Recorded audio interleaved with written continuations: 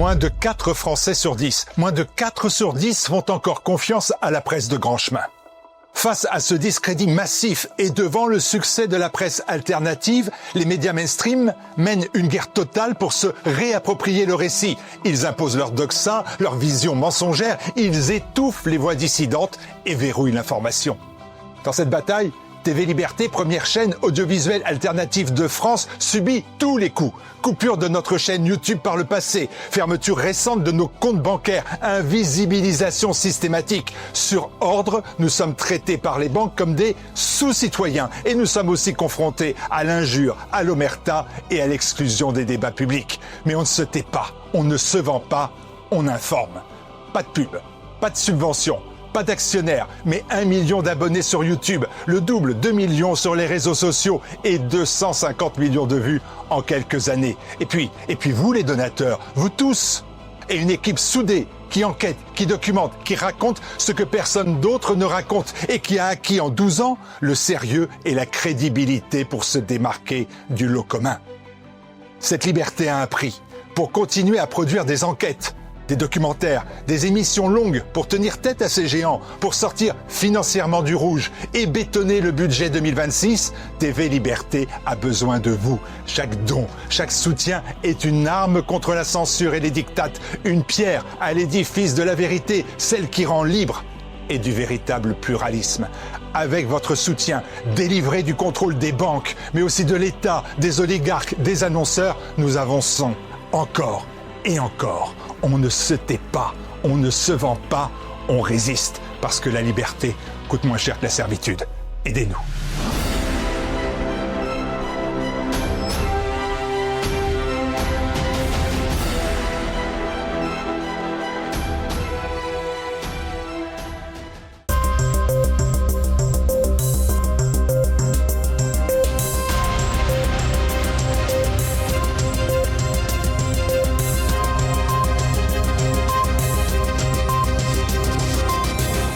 Madame, Monsieur, bonsoir. À la une de cette édition, la situation ukrainienne qui continue de se dégrader entre scandales de corruption, risques économiques et difficultés sur la ligne de front. Une page nationale ensuite et le budget qui suit péniblement son cours avec un passage devant le Sénat qui pourrait bouleverser la mouture présentée par l'Assemblée nationale. Et enfin, nous évoquerons les déserts médicaux alors que les députés ont accepté le plan du Premier ministre qui ne devrait pas aller loin en raison d'un nombre trop faible de médecins.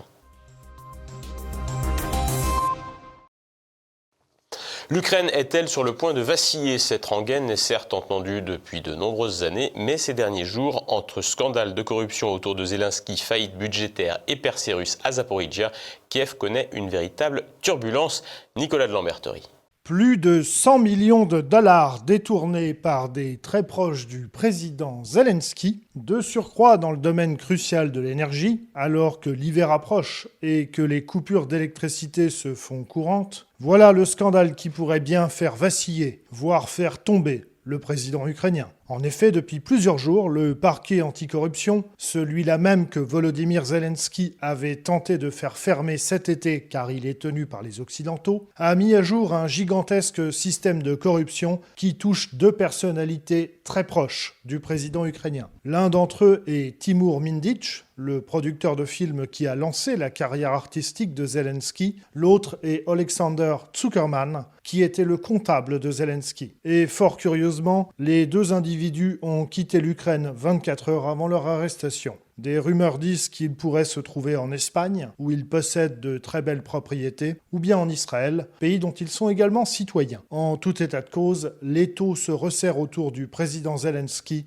et la pression grandit pour essayer de le contraindre à quitter ses fonctions. Il y a une sorte de consensus des experts aujourd'hui en Ukraine pour dire que Zelensky doit partir. Ces arrestations le montrent et le fait que les enquêtes se rapprochent du bureau du président le montre chaque jour. Il y a eu des enregistrements qui ont été dévoilés lors de l'enquête, lors des audiences montrant que Zelensky était au minimum au courant donc des détournements de fonds. On parle d'une centaine de millions d'euros pour le seul secteur énergétique, sachant que des enquêtes sont en cours sur le secteur de la défense qui là est beaucoup plus juteux. Toutefois, Zelensky a montré depuis ces derniers mois qu'il ne se laissera pas rendre sans combattre. C'est pour ça d'ailleurs qu'il a tenté de museler les fameux organes anticorruption à direction occidentale en ouvrant des enquêtes du SBU contre les principaux enquêteurs qui avaient donc commencé le travail contre Timur Mindic. Ils ont été accusés d'être des agents russes, d'être des agents du FSB, etc., etc. Aujourd'hui, la dernière carte qu'a Zelensky, c'est de dire maintenant c'est moi ou le chaos. Effectivement, le seul candidat pour être à la relève de M. Zelensky, c'est l'ancien chef d'état-major Valery Zaloujny, qui est un homme plus populaire que Zelensky dans les enquêtes d'opinion en général. M. Zaloujny serait quelqu'un de plus malléable et de plus diplomate et qui pourrait faire passer, comme il a un aura, l'aura du chef militaire qui a eu les victoires donc de l'automne 2022, c'est celui qui pourrait faire passer un agenda de négociation avec la Russie, ce que M. Zelensky se refuse. Il faut savoir que le lendemain des arrestations, justement, Zelensky a fait publier par son vice-ministre des Affaires étrangères un communiqué selon lequel les négociations avec la Russie étaient interrompues sine die. Donc M. Zelensky, en fait, va faire ce qu'avait fait Poroshenko quand il était à la fin de sa présidence, c'est-à-dire jouer le dur, le bad cop, pour dire attention, si je ne suis plus là, il y aura un coup d'État nationaliste. Et donc n'essayez pas de me remplacer parce que ce qui pourrait me remplacer sera pire. Monsieur Zelensky est maintenant retranché dans son bunker avec le chef de son administration présidentielle, Yermak, et il ne lui reste que la surenchère nationaliste pour se maintenir au pouvoir. Cette situation n'embarrasse pas seulement en Ukraine, mais aussi en Europe, où les dirigeants européens raclent tous les fonds de tiroir pour maintenir à flot l'Ukraine et font face à une hostilité d'une part grandissante de leurs opinions publiques à ce sujet. La lassitude semble grande, notamment en Allemagne, où le chancelier Friedrich Merz a décidé de réduire les aides accordées aux réfugiés ukrainiens et appelle même les hommes ukrainiens à retourner au pays pour y accomplir leurs devoirs, c'est-à-dire risquer leur vie en servant sur le front. Avec ce genre de mesures et de déclarations, Merz espère sans doute endiguer ses électeurs allemands qui se lassent de se saigner pour financer un État maintenant considéré comme corrompu et failli. L'Ukraine est virtuellement en cessation de paiement. L'Ukraine a fait défaut sur sa dette au mois de juin, elle n'a jamais remboursé ses créanciers privés. Le FMI a dit qu'il est illusoire de compter sur de quelconques financements de crédits privés à l'État ukrainien. L'Union européenne, d'ailleurs, a débloqué les 5 milliards d'euros qui étaient nécessaires pour augmenter la solde des militaires ukrainiens, augmentation qui a été promise au 1er novembre. Apparemment, elle aura lieu donc au 1er décembre quand la tranche de 5 milliards annoncée par Van der Leyen hier sera débloquée. Toutefois, le budget ukrainien est aujourd'hui monté avec un autofinancement de 57% et 43% du budget doit être apporté par les partenaires internationaux. Sachant que ce budget a été construit avec des hypothèses de croissance dont même le FMI dit qu'elles sont fantaisistes. Les destructions faites par méthodique de l'armée russe contre le système énergétique ukrainien et les infrastructures de transport ferroviaire ukrainiennes font augmenter tous les coûts de l'économie ukrainienne.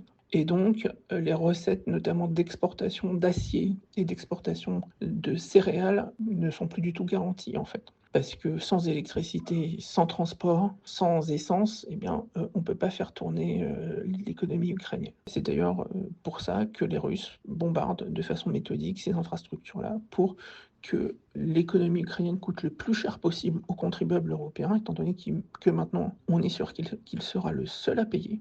Et les Russes ont bien compris cette situation-là. Ils font en sorte que l'Ukraine coûte le plus cher possible aux contribuables européens jusqu'au moment où il dira tapis. En clair, en cas de faillite et de cessation de paiement, la solde des militaires et la paye des fonctionnaires ne seraient plus versées. Et soudainement, l'État ukrainien serait susceptible de se disloquer de l'intérieur. En attendant, la ligne de front ne se porte guère mieux. Les forces armées de la Fédération de Russie poursuivent les combats dans les agglomérations de Kupiansk et de Pokrovsk. Mais c'est une autre partie du front qui est désormais également en danger, dans le secteur de Zaporijia-Est.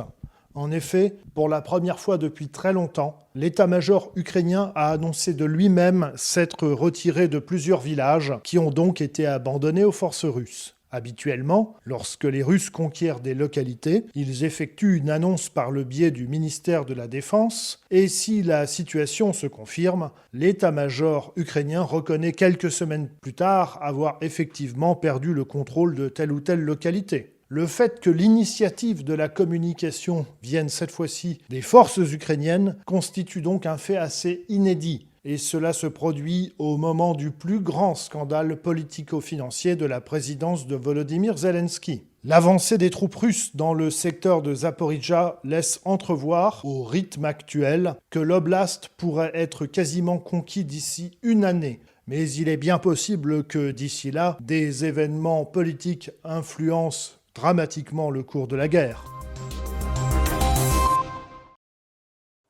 Le budget saga de l'automne, le projet de loi de sécurité sociale va passer au Sénat et devrait connaître d'importantes modifications. Petit état des lieux. Jamais les questions budgétaires n'ont autant fait parler en France. C'est dans un contexte d'émiettement des forces politiques à l'Assemblée et de fragilité gouvernementale que les parlementaires tentent de bricoler leur petite affaire budgétaire pour 2026. Et après les députés, ce sont les sénateurs majoritairement à droite qui attendent avec impatience les textes budgétaires issus de l'Assemblée nationale pour les remanier en profondeur dès samedi. Gérard Larcher, président du Sénat, a promis une reconstruction axée sur les économies prioritaires, loin de ce qu'il qualifie d'hystérie fiscale qui a dominé selon lui les débats au Palais Bourbon. Les élus de la Chambre haute reprochent aux députés d'avoir cédé à une surenchère de taxes influencée par des alliances avec les socialistes pour éviter une censure. Les sénateurs devraient détricoter les mesures jugées excessives comme les 46 milliards d'euros de hausse fiscale nouvelle et pourraient être tentés de rétablir la réforme des retraites suspendue à l'Assemblée. Les sénateurs LR, menés par Mathieu Darnaud, priorisent la réduction de la dépense publique sans alourdir la charge sur les Français, les entreprises et les collectivités. Ils refusent les accords passés sans leur aval et proposent de supprimer les taxes ajoutées tout en renforçant la lutte contre la fraude sociale et fiscale via un projet de loi examiné depuis mercredi, visant à recouvrir près d'1,5 milliard d'euros supplémentaires. À l'Assemblée, les débats ont été marqués par une explosion des impôts, portant le total à 53 milliards d'euros de hausse, selon les organisations patronales qui alertent sur une déconnexion avec la réalité économique d'une croissance atone à 0,5%. Les députés ont rejeté les tentatives gouvernementales de faire contribuer les retraités, supprimant le gel des pensions et la refonte de l'abattement de 10%, épargnant ainsi les plus aisés au coût de 1 milliard d'euros. La suspension de la réforme des retraites bénéficie à 3,5 millions de personnes pour 400 millions d'euros en 2026, creusant le déficit de la sécurité sociale. Le projet de loi de financement de la sécurité sociale, inachevé à l'Assemblée, arrive donc avec un trou estimé à 25-26 milliards d'euros, contre 17 milliards prévus initialement.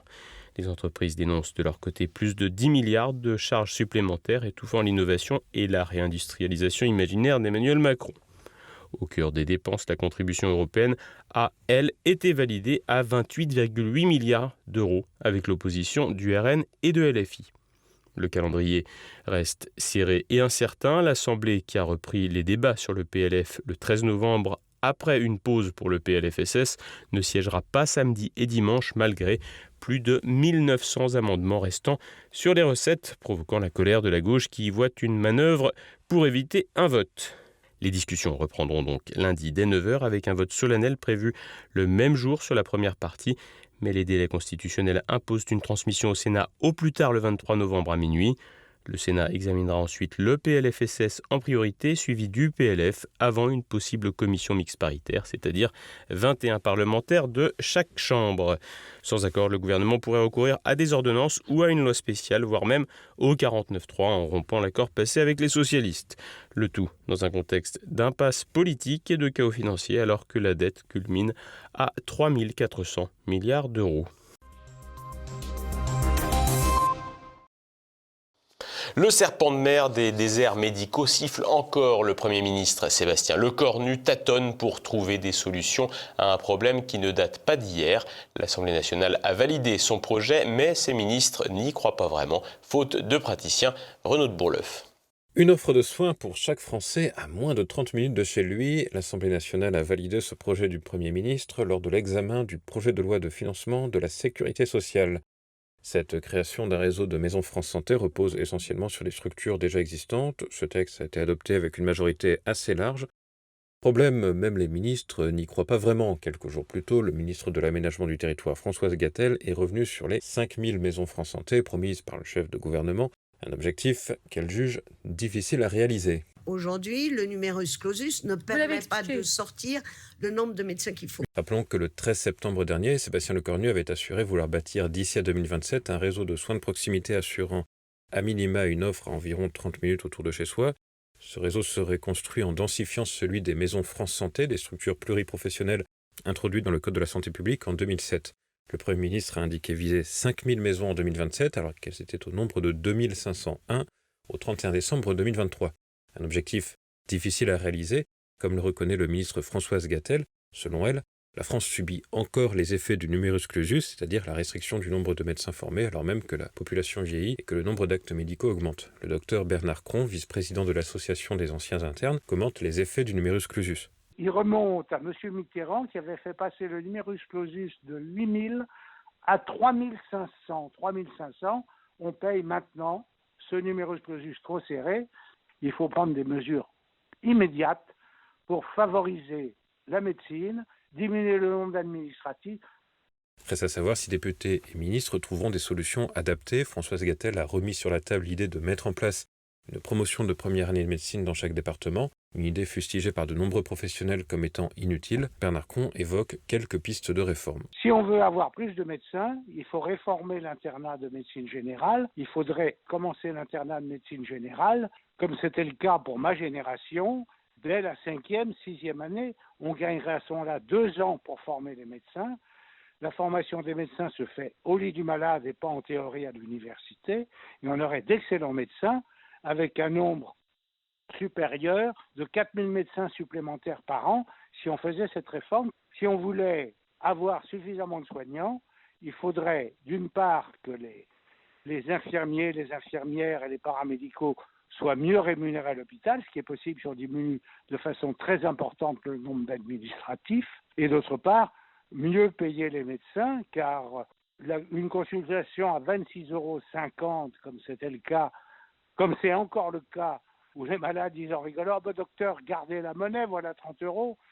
Et s'ils passent la consultation à 30 €, on ne peut pas faire une médecine réelle à ce tarif-là. Donc il faut revoir complètement le système de santé, diminuer de façon considérable le nombre d'administratifs, raccourcir le 3e cycle de médecine en réformant les études pour faire plus de formation clinique, moins de théorie et avoir des internes formés plus tôt et qui seront toujours aussi performants.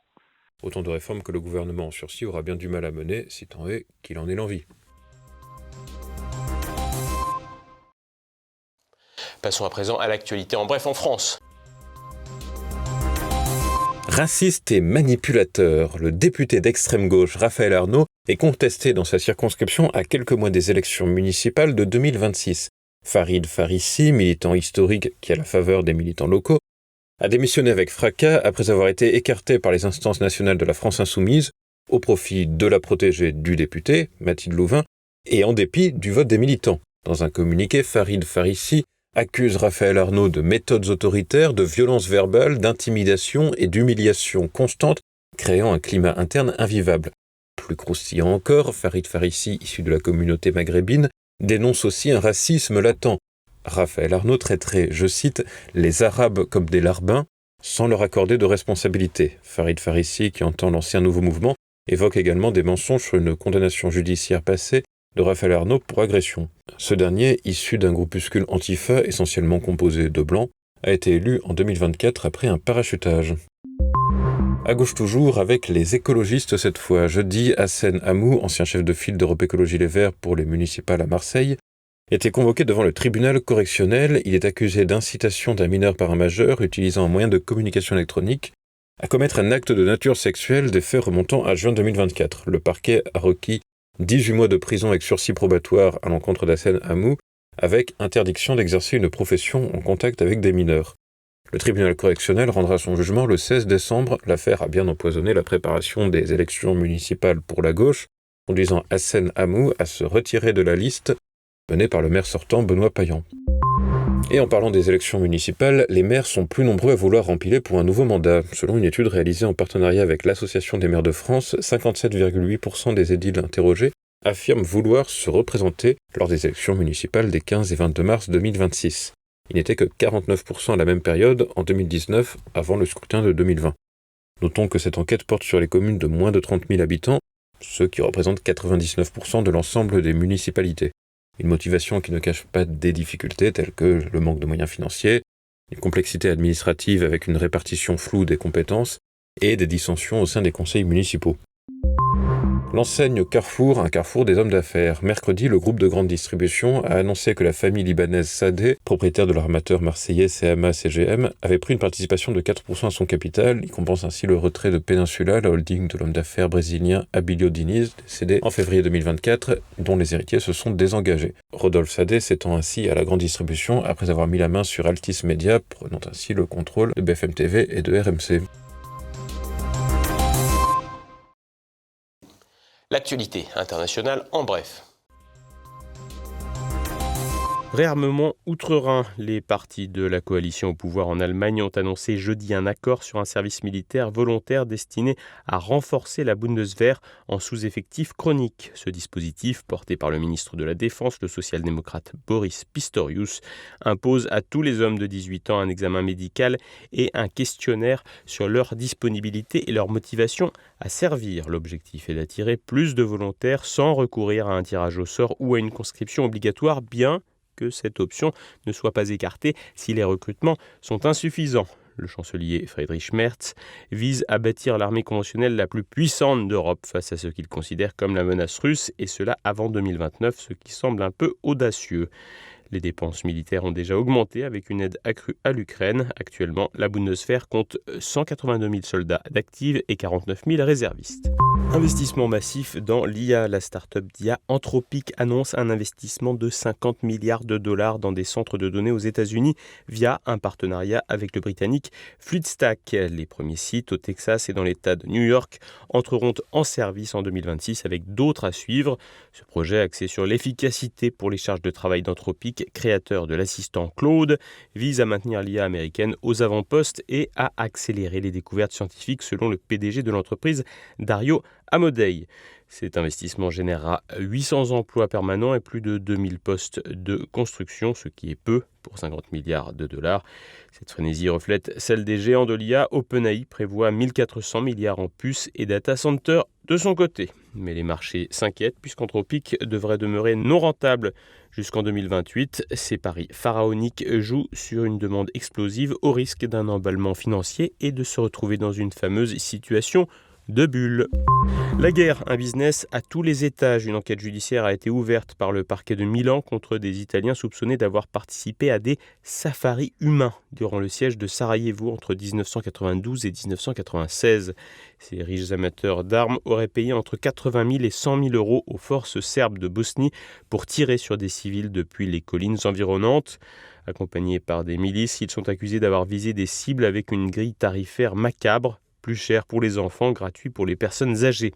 La plainte, déposée par l'écrivain Ezio Gavazzeni, avec des témoignages d'un ex-agent bosnien et d'un pompier américain, s'appuie sur des alertes ignorées des services secrets italiens dès 1993-1994. Plus d'une centaine d'Occidentaux, Français, Allemands et Britanniques seraient impliqués, cherchant l'adrénaline dans ces chasses à l'homme. Des animaux moins délicats que des ours en peluche. Depuis jeudi au Japon, les policiers sont autorisés à abattre des ours après l'assouplissement des règles du pays sur les armes à feu. En effet, des attaques d'ours ont fait 13 morts et plus de 100 blessés depuis le mois d'avril, plus du double de l'année précédente.